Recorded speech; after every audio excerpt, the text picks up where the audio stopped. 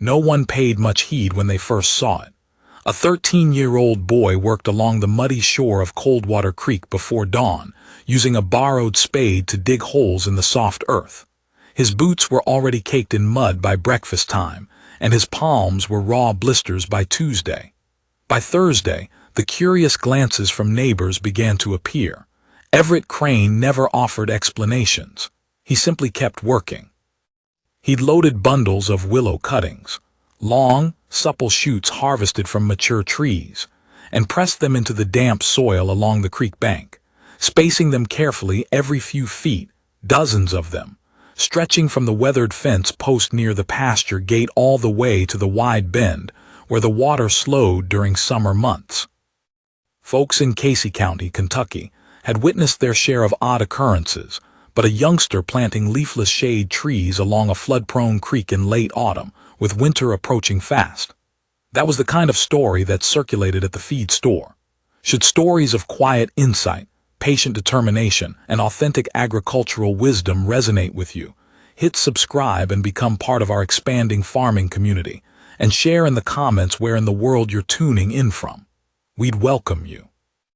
Everett Crane was the second of 4 children born to a tobacco and cattle operation that had remained in his family since his great-grandfather first broke ground in 1908.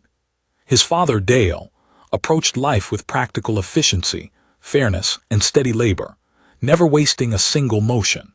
His mother, Ruth Ann, managed the books while raising the children and somehow still found time to cultivate what became known as the finest kitchen garden in the entire county. Among the Crane siblings, Everett stood out not for volume, but for attention. His older brother Micah collected ribbons at the county fair. His younger sister Lena earned top grades.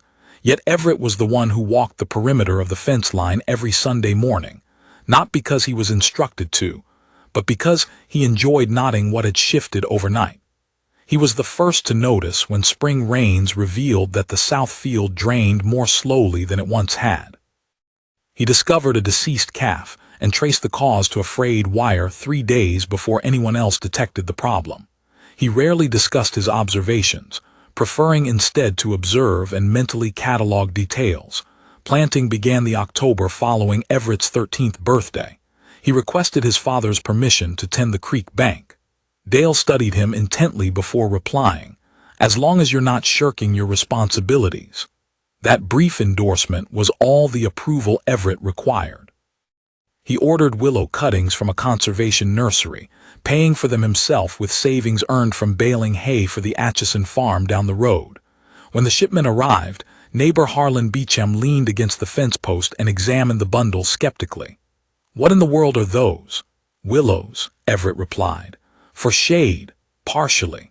Harlan scratched his chin and remained silent, though later confided to his wife that the Crane boy was out there planting sticks in the mud. She chuckled and declared it perfectly characteristic of him. Old Gus Whitfield drove by on his tractor, slowed down, and called out, "Son, you know these creek banks flood regularly. Anything you plant there washes straight to Tennessee." Everett nodded courteously and continued pressing cuttings into the earth. His own father observed occasionally from a distance, neither praising nor discouraging his actions. At dinner, Ruth Ann asked what he hoped to cultivate. Everett said he'd explain when there was something to explain. No one pressured him. That was simply how their family operated. What no one realized, not even Dale, was the origin of Everett's idea. During the previous summer, while staying the 2 weeks with his maternal grandfather, Lester Bowen, in Bourbon County, an event had unfolded. Lester, a former soil conservation technician with 3 decades of experience helping farmers prevent soil loss they couldn't afford, was 74 and largely retired, yet his mind remained as sharp as a freshly honed blade. One evening they walked to a neighbor's devastated creek bank, the kind of erosion resembling someone had spooned into the landscape. Lester stood quietly for several moments, then posed the question, "Know what remedies this?" Everett shook his head. "Willows," Lester explained. "Plant them densely along the bank. Give them 2 or 3 years. Their roots penetrate far deeper than you imagine. They weave themselves into the soil, anchoring the bank from below. Water may rise and surge, but those roots maintain structural integrity. They reduce flow velocity along the edge, trap sediment, and prevent collapse. Handed Everett a worn pamphlet from the County Extension Service, printed on inexpensive paper with softened edges from frequent use. Stream bank stabilization using native vegetation asterisk. Everett read it twice during the bus ride home. What Lester had described aligned with established conservation science.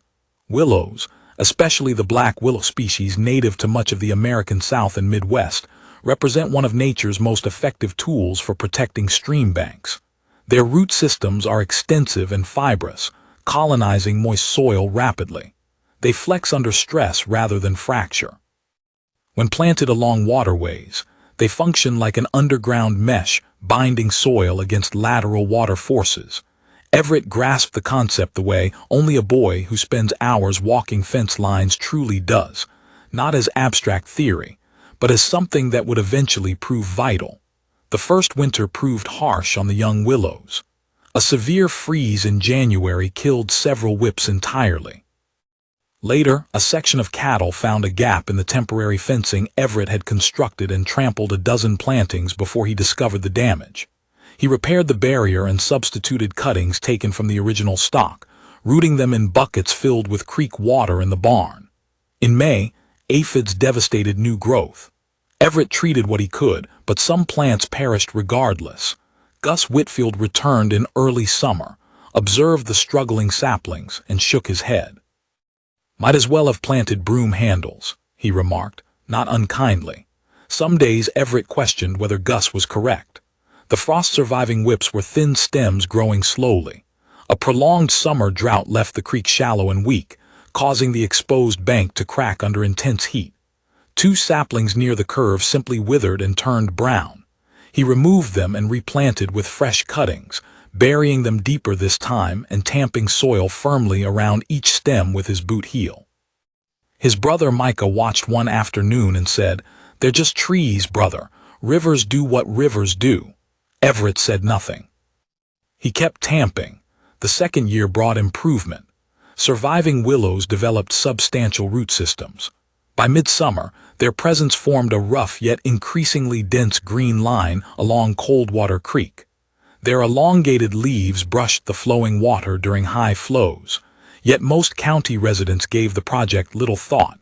Everett's 15th summer brought one of the driest periods in recent memory.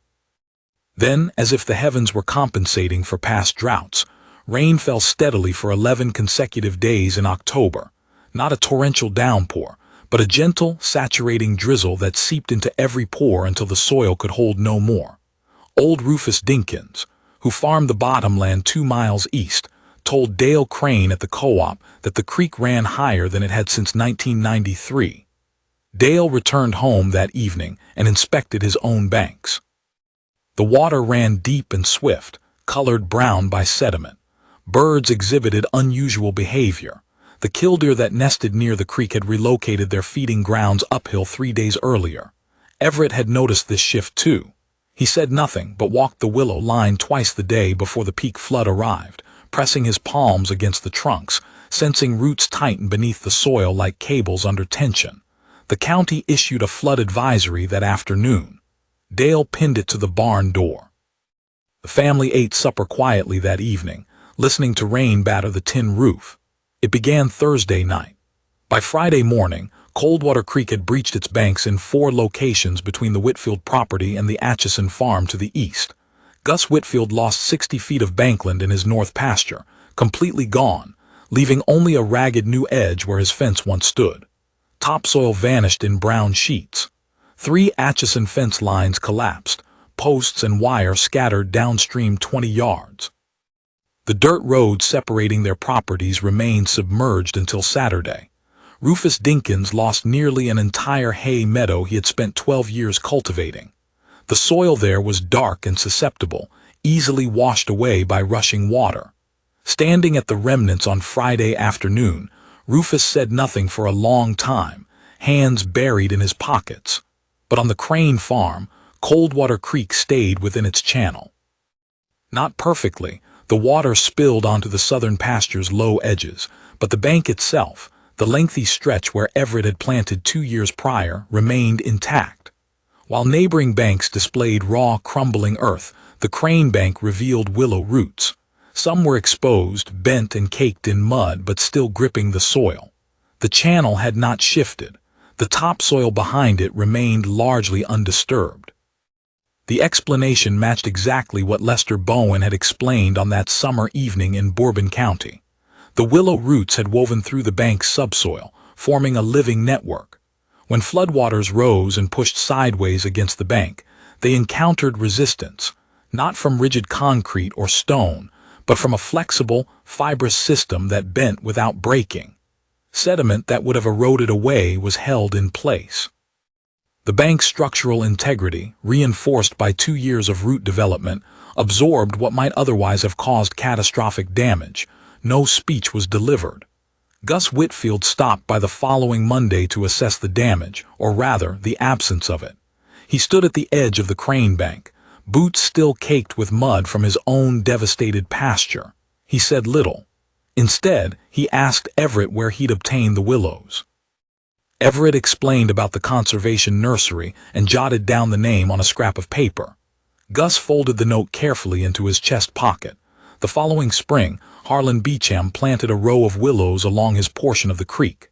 The year after that, so did the Atchisons. No announcement accompanied these actions. It simply spread through the community like beneficial practices often do in agricultural circles, quietly, through careful observation and mutual need. Everett Crane never told anyone he'd anticipated success. He didn't need to. The preserved creek bank spoke for itself. There's a line from Wendell Berry that lingers in the mind when contemplating what transpired on that farm. The soil is the great connector of our lives, the source and destination of all. Everett hadn't sought wisdom for its own sake. He'd aimed to protect something, a stretch of land his family had worked for generations, a creek bank everyone else simply accepted as temporary. He'd learned from an elder that the land endures when given proper tools and sufficient time. The willows remain there still. They've grown taller and their roots deepen each year. That's not metaphor, it's simply how willows function. And sometimes the most sensible course of action appears foolish right up until the moment the waters rise. Thank you for watching. If this story holds meaning for you, subscribe and let us know in the comments where you're tuning in from.